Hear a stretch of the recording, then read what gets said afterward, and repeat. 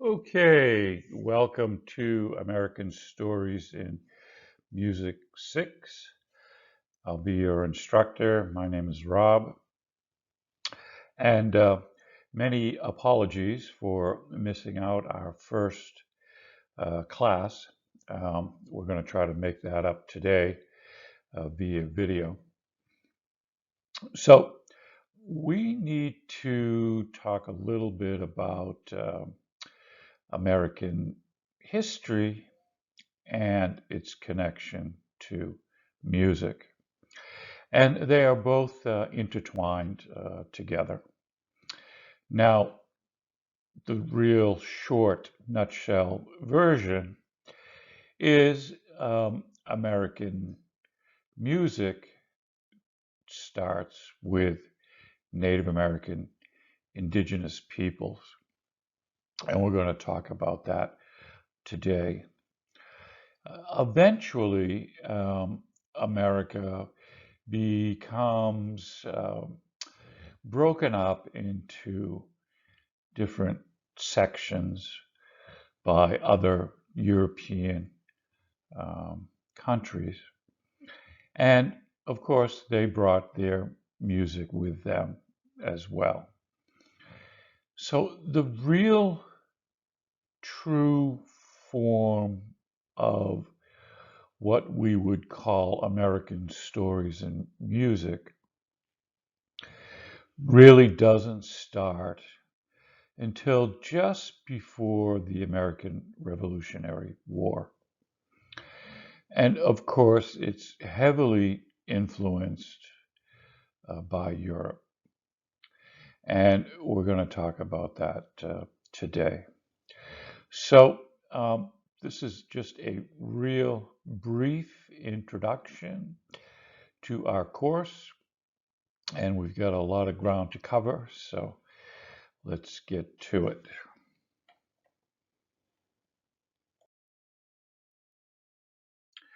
Okay, so this is a picture of myself and my wife in a small village in Spain. It happens to be the hangout of a famous European musician named Chopin, and he would go there in the wintertime for the good weather for health reasons. And he created a lot of his music right from this little village in Spain. So before coming to Showa, I was teaching at a university in Eastern Europe in the country of Hungary called Debrecen University. And I was doing teacher training and English writing and culture, American history, pop culture. I was able to travel around the country giving speeches at different schools about being an international person and the importance for travel in your life. So we're a big fan of travel, and if you have a chance to travel, um, do so. It will open the road for you.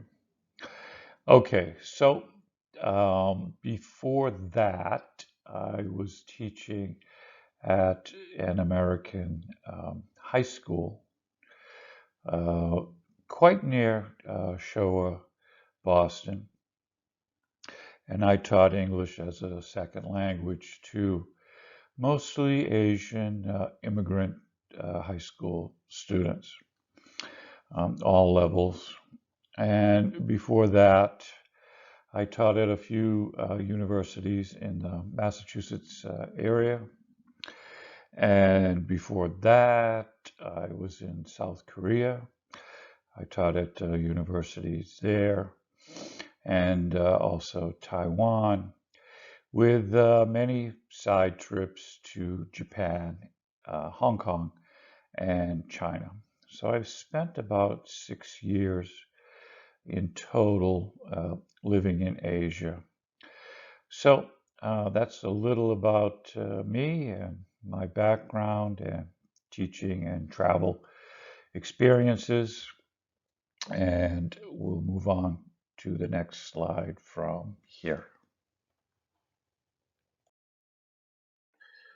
Okay, so in our class, during the time that we take attendance, I like you all to give some speaking practice, answering one of three questions. We'll have three different questions every week, and give you a few minutes to think about what you want to say.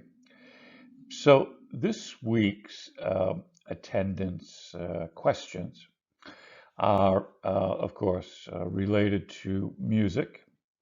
So tell me a little bit about your own music interests. It doesn't have to be American. If you like J-pop or K-pop, that's fine. So how often do you listen to music? And we're going to talk a little bit through the course about something called genre. And a genre is a name of a group of musical selections that have some of the same ideas and tenets and tone and mood. It can be related to a specific part of music history. Genres change through time. We're going to look at a timeline of what was popular at different points in American history. So examples of genres would be rhythm and blues, jazz, rock and roll, J-pop, K-pop, popular music, folk music, classical music, opera. These are some of the genres, and I'm sure you've heard about these classifications before. So, do you have a specific genre that you particularly like, and maybe one or two that you dislike? Personally, my favorite genres are smooth jazz. I like jazz music, instrumental, basically. Um, Opera is kind of hard for me to listen to, although I'm try to find a selection or a piece of music from every genre that can be appreciated. And our third question is can you play a musical instrument? Or did you play one when you were younger? And maybe you put that down, or maybe you've continued. So tell me a little bit about yourself and maybe the kinds of music that you have enjoyed presently. And in the past, when you were younger, what did you listen to? And has that changed as you've gotten older? So that's our attendance question for the week. And what we're going to do is I'll give you a few minutes to think of your answers. And then as I take attendance, you're going to jump in on Zoom and answer one or any part of these different questions that we have. And we'll do that each week. This gives everyone a chance to be part of the class and a chance to practice your spoken English, which I know can be very difficult. It's probably the hardest thing for adult learners of English to do is to practice speaking. So let's do it here in class while we can, and we'll take it from here. We'll go to our next slide. Okay, so we've done our attendance question. You've all had a chance to think about it, and when we come back to our regular Zoom class, I will look forward to your spoken answers. All right, so it's always best in a course to take a look at the end. What is the end of the course going to look like? So, where we're going to end up in our course is America's global musical influence. For reasons, well, we do know why, but for reasons through history, basically, history, um, American music has become a cultural, a pop cultural phenomenon throughout the world today. Now, was that always the case? No.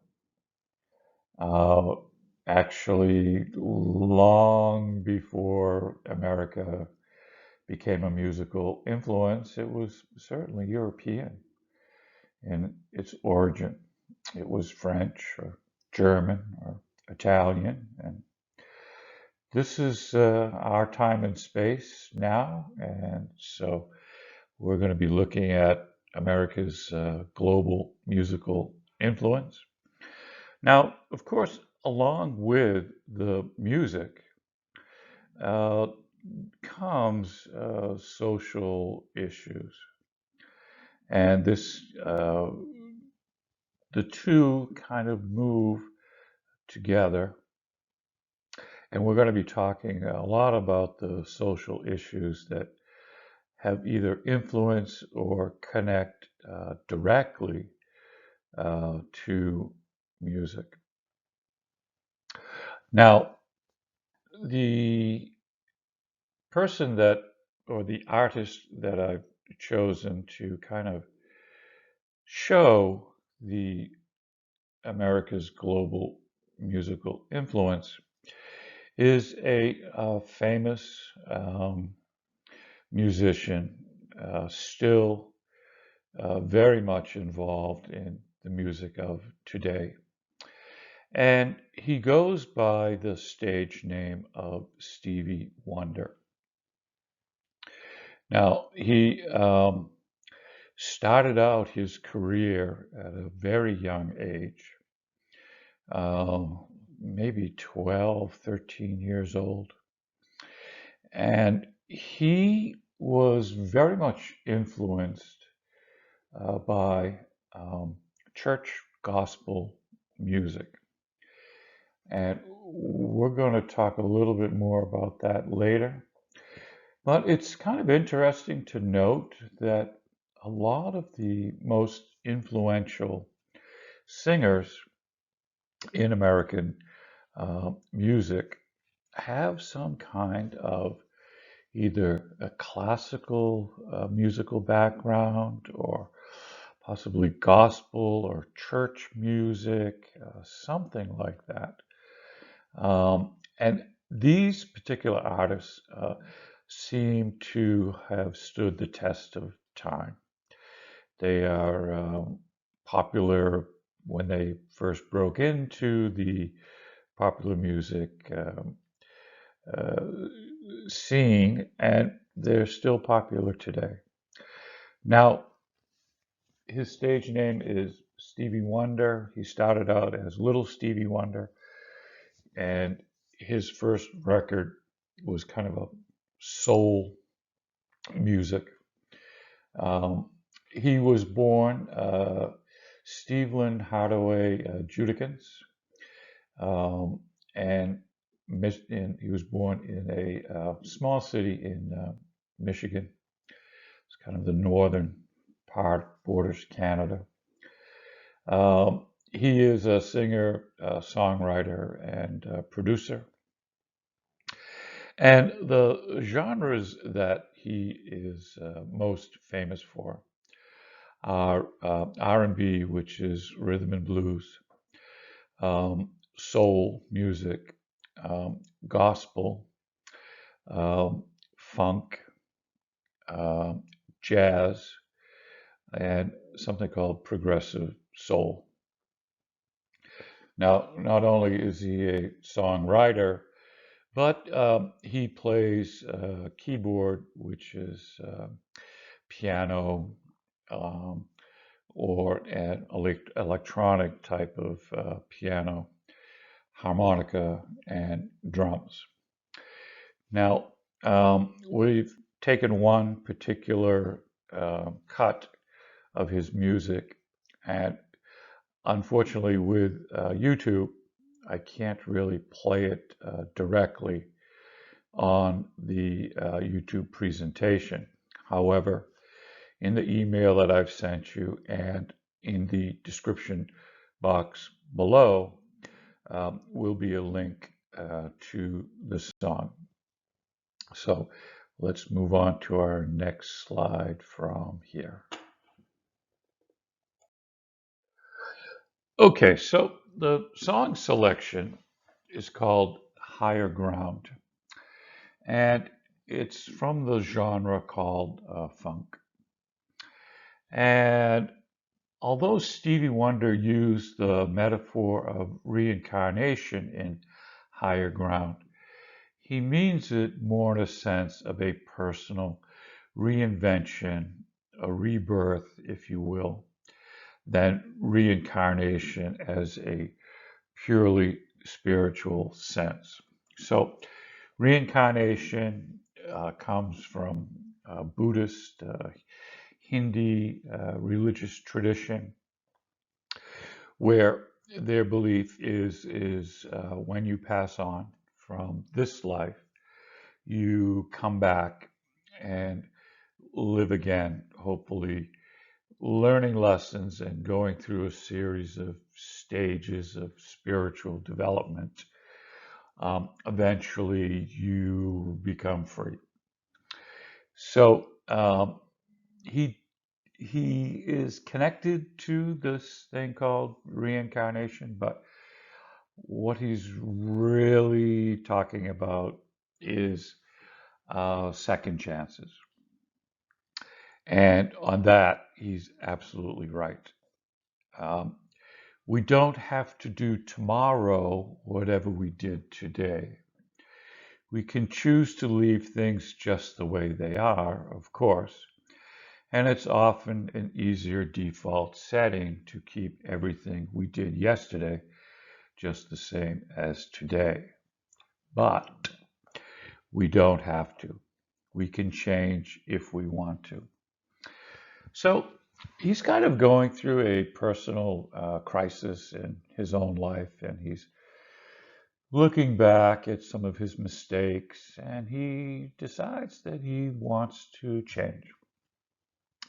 And that's basically what the song is about, is one recognizing that yeah, things might not be going as good as they could be, and I want to do something about it, so I'm going to change my ways of doing things, which he does.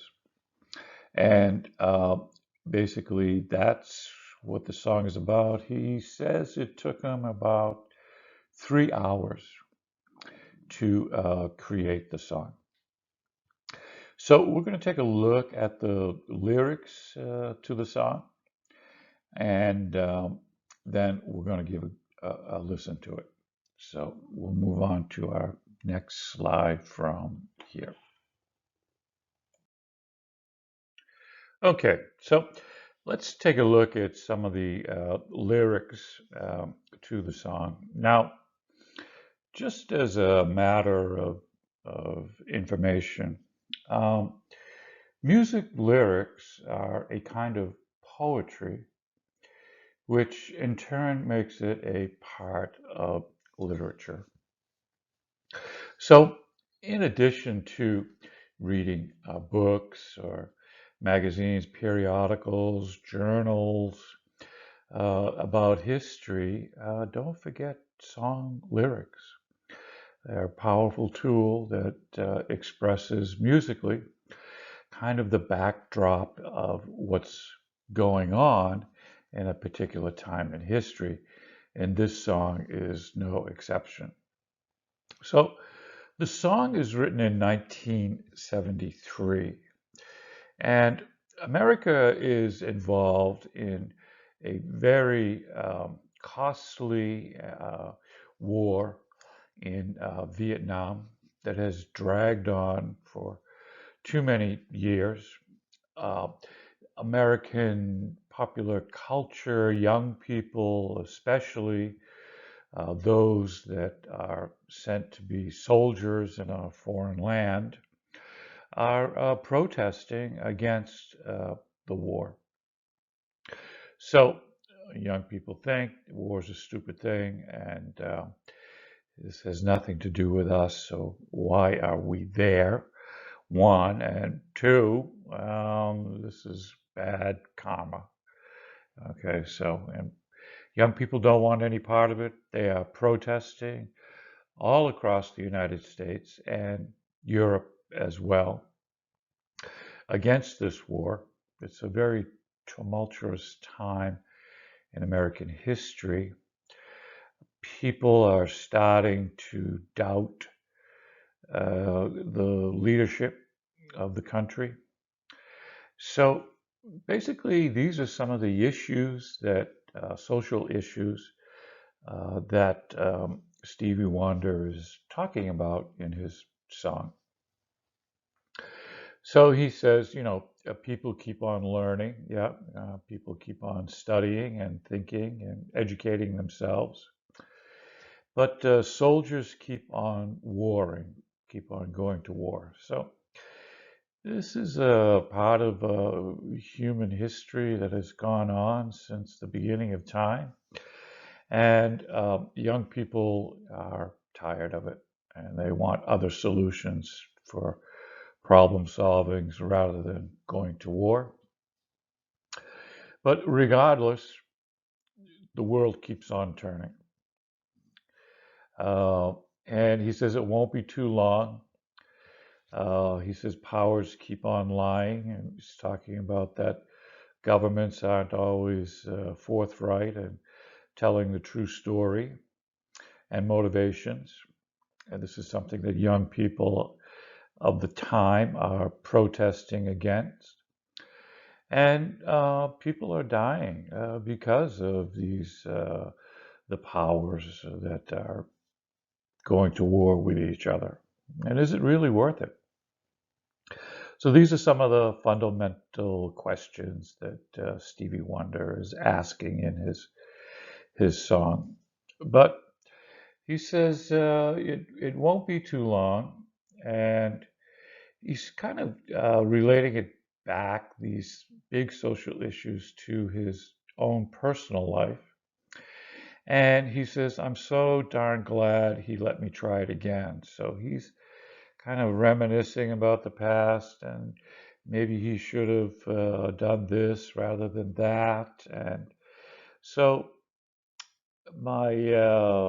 he says, the last time that I was on earth, I lived a world of sin. And he's really glad that he knows more now than he did before. And he's going to keep trying to live a better life until he reaches the highest ground. So, meaning being the best person that he can be. So that's basically the nutshell version of the song. It's one about, yeah, the world keeps turning and maybe things don't seem to change very quickly, but through one's own personal choice, you can at least change your own life. And that's basically what he's talking about. So we're going to give a listen to the song, and we'll talk about that in our next slide. So the song has been sung by many artists from around the world. And you can probably find it on a karaoke list of song list as well.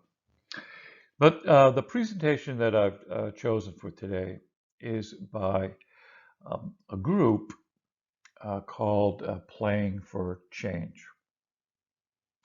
And what they've done through the use of technology is they have taken musical artists from around the world to sing the song together, and then by editing has put it together into kind of a global expression of the song. So, Play for Change is a movement created to inspire and connect the world through music. Born from the shared belief that music has the power to break down boundaries and overcome distances between people. Our primary focus is to record and film musicians performing in their natural environment and combine their talents and culture power in innovative videos we call songs around the world. So this group has, I think they're probably up to 100 different video compilations of different songs sung by people from around the world in an effort to break down boundaries and overcome distances between people, sharing musical culture, and hoping through music to make the world a better place. So, in the description box below of this video is a link as well as the email that I'll be sending you for the group Playing for Change, providing Stevie Wonder's Higher Ground song. So we'll have to stop and you'll have to play that video yourself, and we'll get back on our next slide to where we're going next. Okay, so go find that link, give it a play, and we'll take any comments that you might have about the song when we get back. Okay, so you can find the link here on our slide, as well as in the email and in the description box below. So take a listen to this song, and we'll be back in 5 minutes to talk a little bit more about it. Now, within each of the lessons that we will be sharing together, you have a homework assignment, which is to write a short reflection of today's lesson. And it can be on any aspect of the lesson that you find of interest or not. And don't be afraid to critique the music or the lesson, or if you have any ideas that you'd like to share, feel free to do that.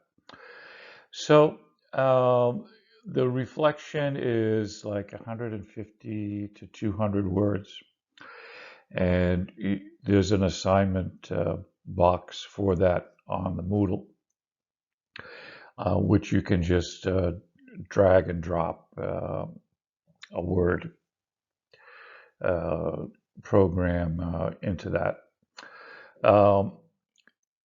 It would be good, in addition, to do a little research on your own for, again, any aspect of the lesson that we share together, and provide a quote either by a famous person. There's lots of quotations by famous people about music, and or um, from a quoted aspect uh, from research that you've found maybe on a different website. Um, and you should know how to cite that correctly. Let's see what you can do on your own. If you've had my class before, then you should certainly know how to do this by now. And it's just very short, but for your long-term, eventual, final graded project is a research paper about any aspect of music, America's music, its influence, how it was influenced by history, and so forth. Uh, this, or a genre, or a composer, or even one single piece of music that you like. You should have some citations. Make it an academic, a truly academic paper. Now, your level 6, you should have probably already been introduced to this by now. But if not, if we need to spend some time going over that, we can do that as well. Okay, so take a listen to the song, and I'd be interested in any of your comments. Please put that into your reflection for today's lesson. Okay, we're going to move on to our next slide from here.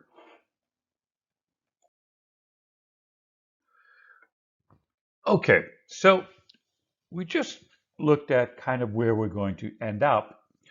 So let's start now our lesson from the beginning of American Stories in Music. Now, the music that is in America long before the European colonialism came here was, of course, the indigenous peoples, First Nations, of the peoples that have been here for tens of thousands of years. And these societies were very advanced in many ways.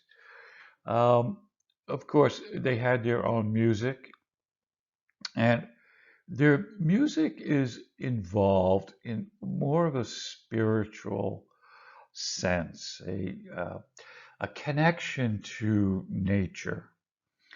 Um, Also, their songs could be sung in healing ceremonies if you are sick, kind of driving out the evil spirits from one's own psychological uh, life in an effort to, as a way of healing.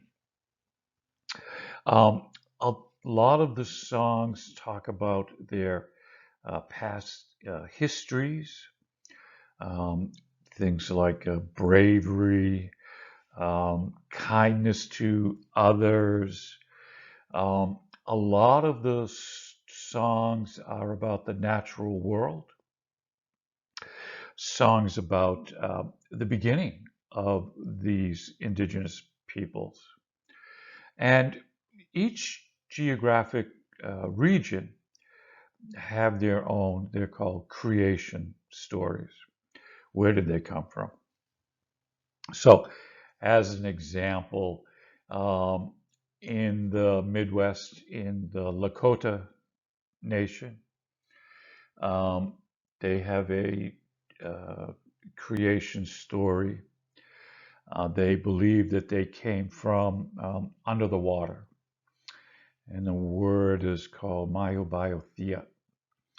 And it's man comes from the underworld, under the water, and that was the Lakota belief. On the west coast of America, uh, places that we would call Washington, Oregon, parts of uh, British Columbia, in all the way up to Alaska, along the Canadian border of North America. Their creation stories revolve around the ocean, a fictitious animal called the thunderbird, that whose wings, when he flew, would create thunder, and his screaming would create lightning. And this is where man came from before. So their songs are deeply connected to their culture, spiritual beliefs, and to the natural world. So this short video really shows a different look at the history of Native America and the peoples there. And these were not wandering bands of hunters that lived in tents. No, they had established cities where tens of thousands of people lived. They had their own agricultural economies and cleared the forests, and they lived in these they're called a longhouse, and very well protected. So they were an evolved culture, and they influenced American history in many ways, even to the point of some of our Bill of Rights in our Constitution come directly from First Nations political ideas. So we're going to talk a little bit about that. And but at first, I'd like you to take a look at this video from PBS, and it really gives a much more accurate picture of the First Nations, Indigenous peoples' life, and a little bit about the history in North America as well. And Indigenous people are still here today. Now, in terms of their music has taken on a European musical influence and truly American influence today. And we'll take a look at a short video from the modern times of Indigenous music today.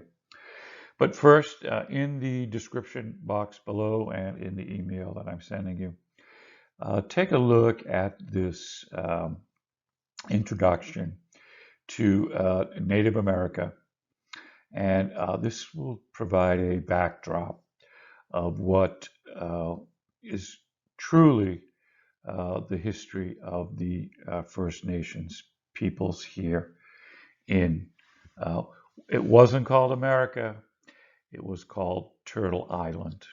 Okay, so let's take a look at that. Okay, so we've kind of set the backdrop of what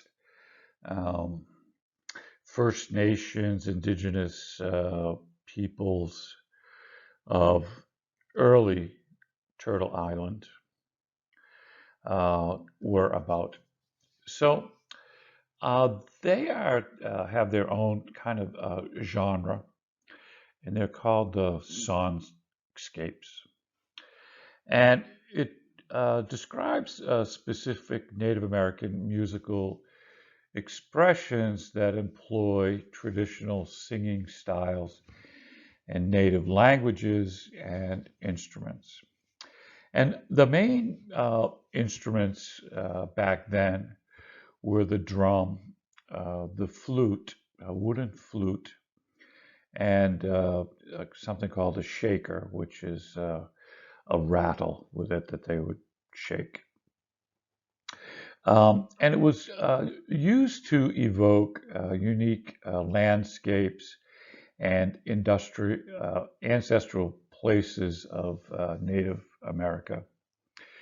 So there are three classes of songs, traditional songs that were handed down generation to generation, ceremonial songs based on the natural world, uh, providing songs to grow the crops or when to pick them or a harvest or a feast, that sort of hunting, those sorts of things. Um, and medicine songs that we talked a little bit about for healing purposes. And supposedly to be songs were received in the form of a dream. Um, Also, again, the modern songs showed the influence of European culture. Now, what they suggest is that the beat of the drum, the rhythmic beating of the drum, would put the listener into a kind of dreamlike state. And First Nations peoples were really big on the meanings of dreams. They believed there was no difference in their world of awake or in a dream. And dreams held significant meanings for telling the future or prophecy or those kinds of warnings, those kinds of things. So they really believed in the dream-like state, and that they could receive messages from the natural world from being in these semi-hypnotic trance-like states. They were also brought about by dance. So that's kind of a little nutshell version of the meaning of First Nations music, its traditions, and some of the different genres within its own subset of music. So we'll move on to our next slide from here. Okay, so the North American Indians emphasizing singing accompanied by percussion instruments such as rattles or drums rather than purely instrumental music. North American musical genres include lullabies, which are songs sung to young children, uh, hopefully to put them to sleep or into the dreamscape that we've talked about. You could be have a song written about you personally as an individual and your guiding spirits. Curing songs we talked about. Um, Songs performed during stories, again, kind of giving the history of the tribe, and things like bravery and kindness to others and special powers that the individual may have provided to the group. also during games,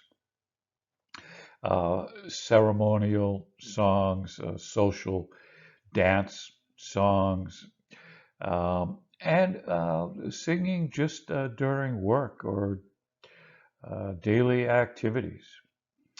Um, Music and dance and spirituality are tightly interwoven in a worldview that perceives little separation between the sacred and the secular.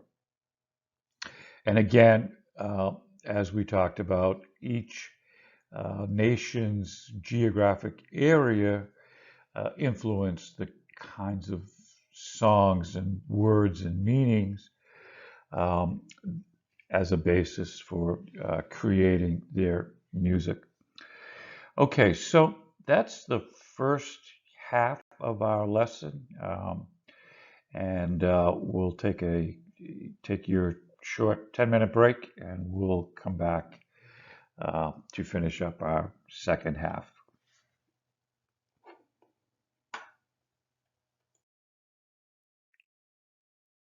Okay, so let's talk a little bit about the indigenous music of the past that is still performed today. Now, usually in the summer and the fall in the United States, um, indigenous Indian peoples, tribal peoples, hold a kind of celebration, trying their best to maintain their cultural beliefs. And these are called powwow. Now, at the powwow is music and dance. And I'm going to show you a video of a powwow dance and music. And the dance costume is really kind of an imitation of the natural world, maybe an animal or a spirit. And there are different dances and different steps within the dance. Some dances are just for women only, and they have their own songs and they have their own dance steps that they provide. But usually the dances are in a form of a circle. And it has to do with the belief that the past and the present and the future are all connected. In the Western world, we look forward, forget the past, it's over, um, water under the bridge, that sort of thing, forward thinking, thinking about the future. In Indigenous culture, First Nations culture, they believe everything is connected and it it goes from the past to the present to the future, all in a circle. So this is why their dances are in a circular way. So let's take a look at this video, which will be in the description box below and in the email that I will send you, that shows the music and dance of a modern day powwow in an effort for First Nations peoples to continue their traditional music, stories, and dance. Okay, so our previous slide was about the powwow. And our next musical piece is kind of a combination of today and the past. Now, many First Nations people in America and Canada. They go to school, they go to college, they get regular jobs, and they work in an office and do all the things that everybody else does. But they still have a very strong desire and draw uh, in their free time to practice their ancestral and tribal ceremonies and beliefs. So this is a little video about a young man that works in the city and has an office job, and on the weekends he can't wait to travel and go to one of the powwows that we just talked about. So it's kind of an interesting time machine where you're living in today and yet still deeply connected to the past. So let's take a look at that video, and we'll be back for the next slide. You can find it in the email that I sent you and the description box below.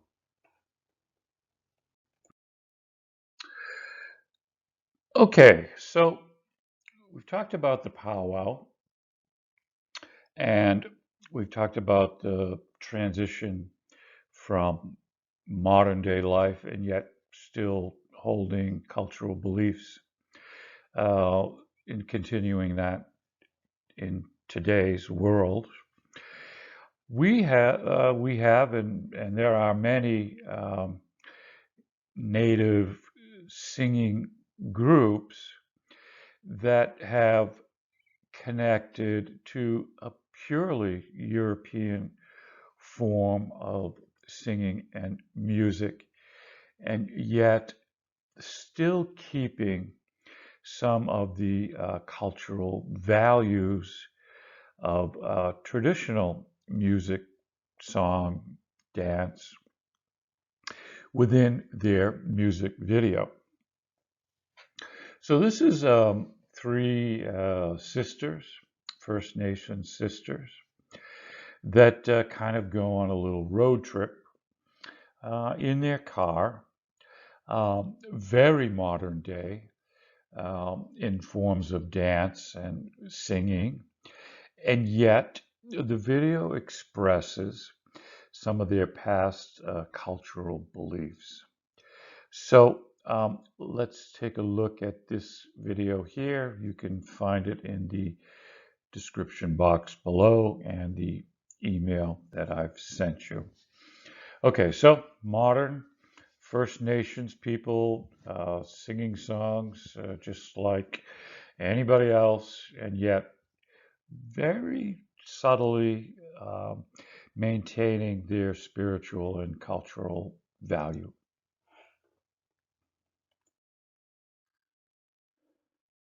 Okay, so on next slide, after tens of thousands of years of First Nations living here on Turtle Island without any influence from the outside world. First contact to the New World is a very controversial issue.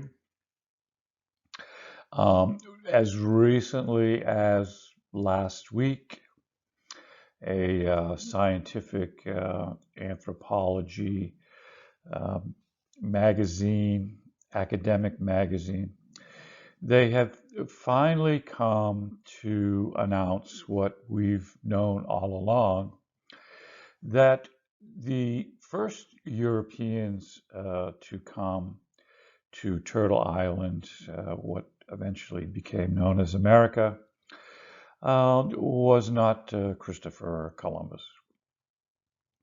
It was a group of seafaring people from Scandinavia. They were called the Vikings. They had explored and moved their territory all throughout Europe and had gone west and established a colony in Canada off an island called Newfoundland. There has been a suggestion that they even made it as far south as Massachusetts. And in fact, in Boston Common, not that far from Showa, Boston, is a statue to a Viking explorer, Eric the Red. So we have known long before that before Christopher Columbus got to America, there were other Europeans that had visited here and had even established a colony. And they interacted with the First Nations peoples of the day. So this video kind of shows, it's hypothetical. We don't know if this really happened or not, but it's an indication of two very different peoples from very different parts of the world meeting together for the first time. So let's take a look at this European contact 500 years before Columbus. A daring band of Vikings led by Leif Erikson set foot in North America and established a settlement. And long before that, some scholars say that America seems to have been visited by seafaring travelers from China and possibly visitors from Africa and even Ice Age Europe. So the ancient world was well connected long before Columbus got here. So let's take a look at first contact. Again, this will be in the email that I sent you and in the description box below. So take a look at that link.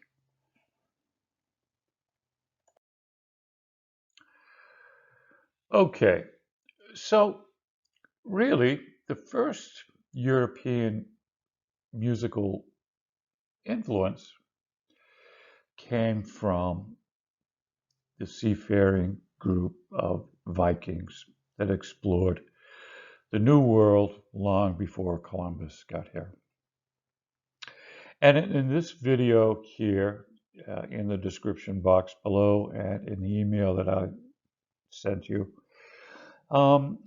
is an example of some of the musical instruments that were played by these early explorers to America. And similarly, like the First Nations peoples, they had a kind of wind instrument that was made of the horn of a cow or a buffalo. And in addition, the Vikings brought something kind of like a guitar, a stringed instrument that they played along with their music and singing. Now, the Vikings had great stories. They're called sagas. And they would sing these songs and tell these stories in oral tradition. Again, very similar to First Nation stories about the bravery and the leaders of the past, and maybe fighting off mythological dragons and spiritual world, evil forces, protecting the society, those kinds of things. And so this video kind of shows us a little taste of what Viking music was and how it was brought to Turtle Island with these seafaring explorers and adventurers. So take a listen to that. You should know where to find that by now.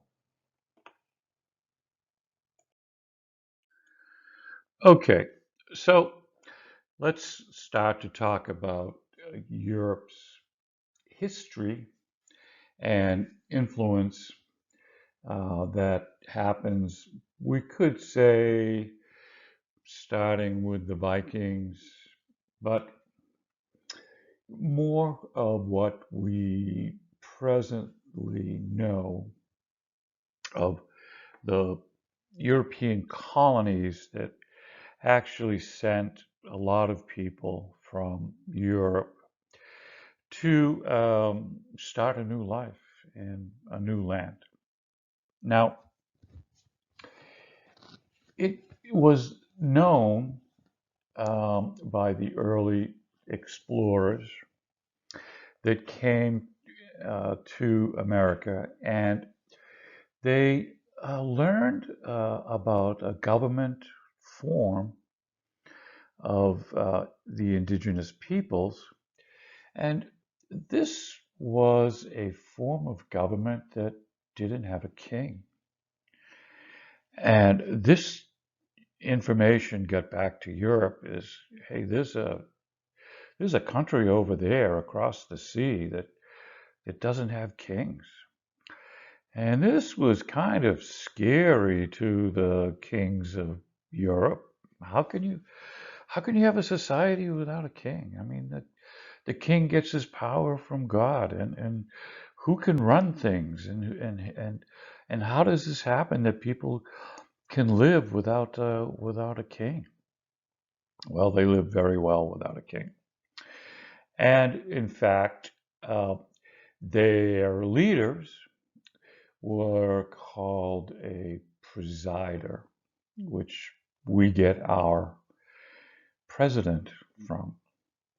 So the form of government that America eventually takes a hold of actually has its roots in America for tens of thousands of years.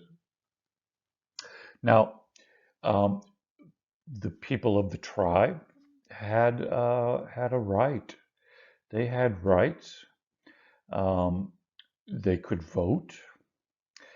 They voted for their leadership, for their presider, and women had substantial power in those societies. They could remove the presider if he wasn't uh, performing the duties to protect the people. If he was about himself and got power crazy, he'd be removed. And women had the power to do that. So early tribal life in America was very different from Europe, and it was used as a model for the future, for creating parts of the American Constitution.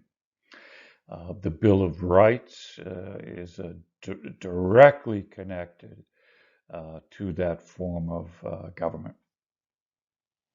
Okay, so Chris and his boys come for Spain.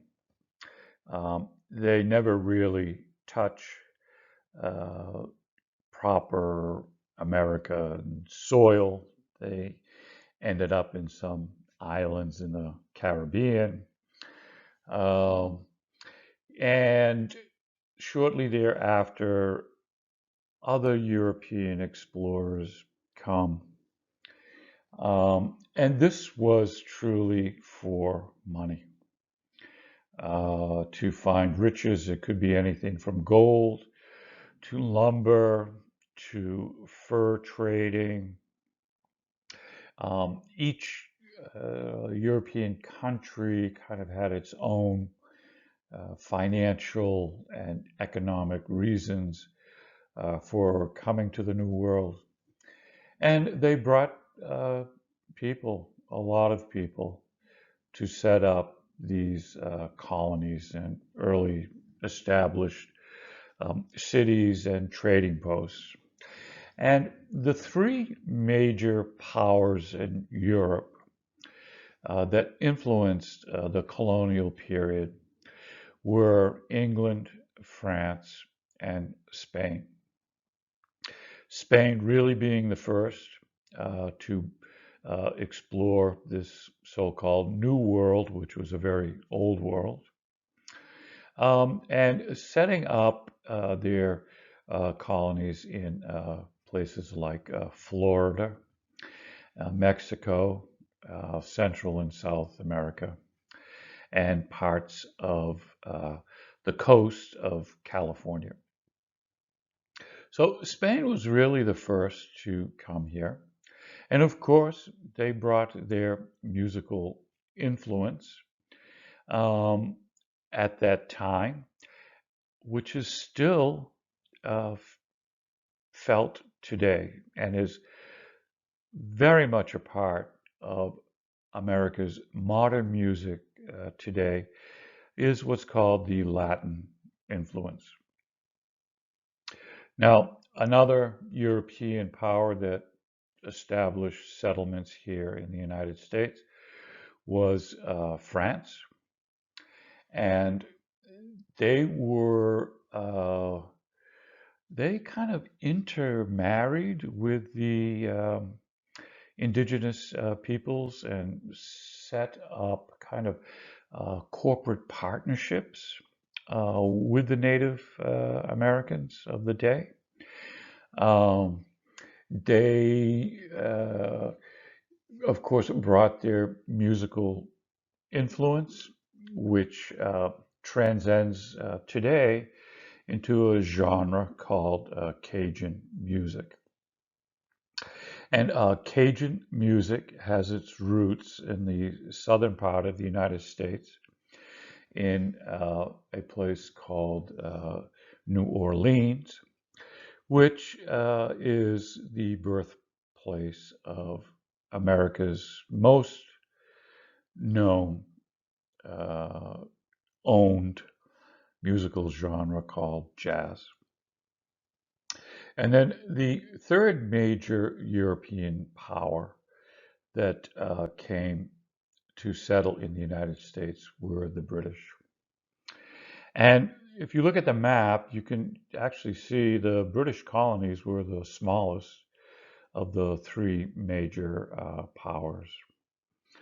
Now, but they eventually, through something called, well, it was called the Queen Anne's War or the 100 Years' War. It was being fought in Europe. They brought that war over to the United States. Somehow England wins, and that what was called New France becomes English territory, and America is beginning to really take on an influence from England. Now, what else is known is that these are the three major European powers, but Sweden had a little settlement. Finland had a little settlement. The Dutch had a very influential settlement in what's called New York City today. It was called New Amsterdam. And way up northwest in Alaska, Russia had established colonies as well. Now, all of them brought their music, and it takes time, but there is still influences today from all of these different European countries and the music that they brought together. And it's kind of a mix mash of all of these put together that eventually gives us our modern music of today. So let's move on to the next slide from here.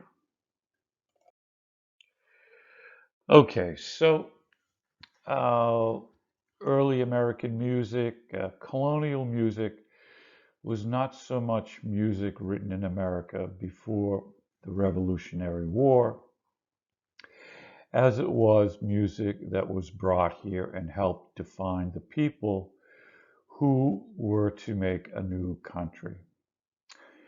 Understanding the music that early Americans chose to sing and play gives us a better understanding of the colonists themselves. Their music included ballads, which is kind of a story song, um, dance tunes, folk music, early, especially the British folk music from different parts of Great Britain came to the United States, and some of the words were just changed to fit an American taste. But the songs themselves came from the English countryside. Parodies, America became very much using the songs of Europe and then kind of making fun of them. Uh, Comic operas and arias would be performed for the wealthy eventually during the colonial period. Drumming songs, which were pretty much militarily influenced, marching tunes.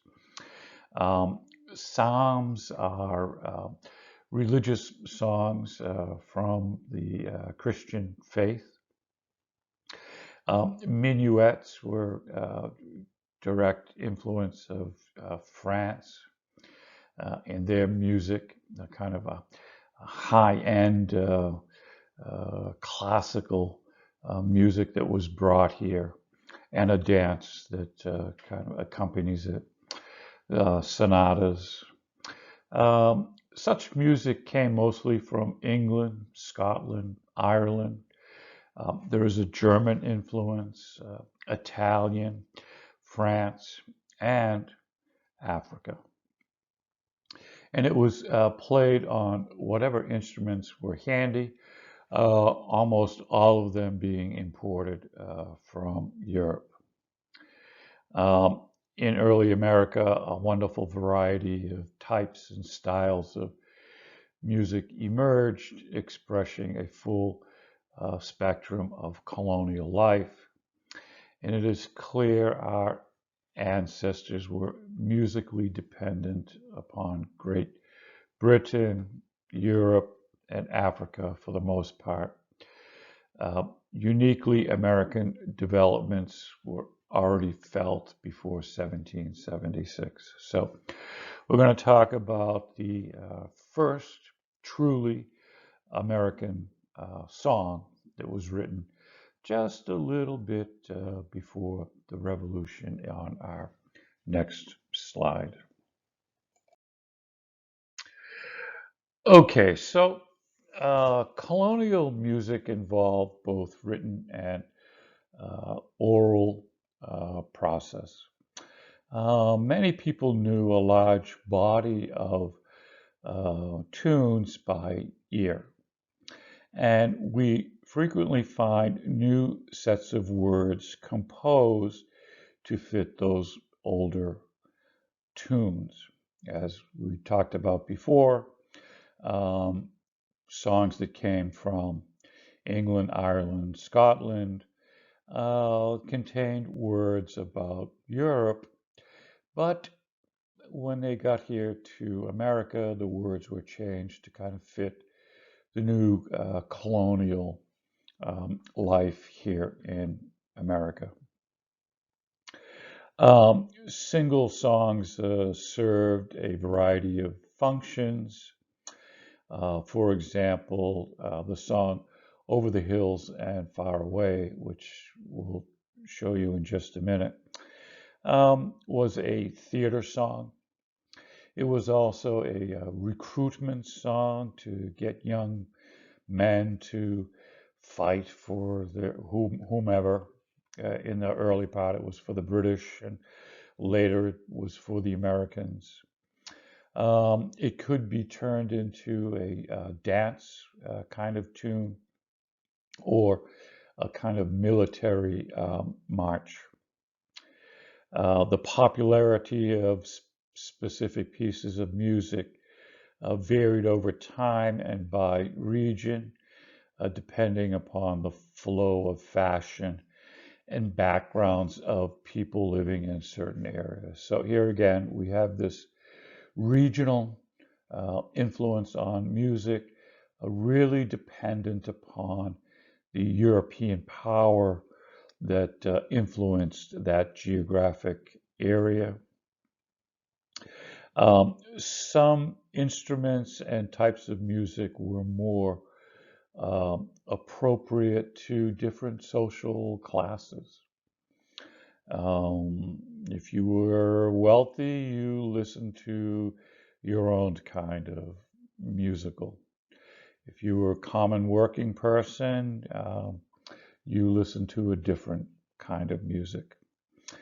And and again, depending on your ethnic background, let's not forget a big influence of early American music came from Africa during the slave trade.